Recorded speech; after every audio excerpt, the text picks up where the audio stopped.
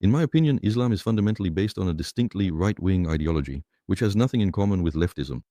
It's no coincidence that there is no clearly defined communist movement in Muslim countries. I've never heard of a Communist Party of Pakistan, for example.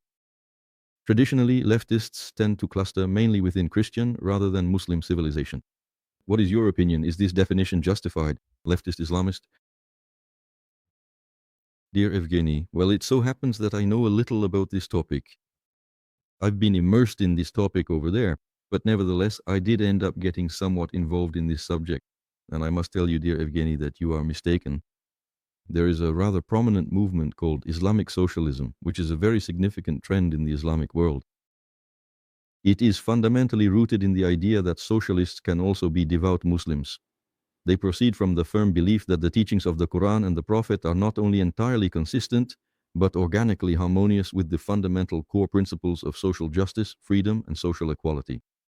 The formal establishment of social assistance for the poor and pensions, in fact, as early as the 7th century of our Common Era in the Arab Caliphate, these were officially implemented. The same zakat was one of the 5 fundamental pillars of Islam. That is, it was a mandatory tax on the wealthy which was fairly redistributed among the poor.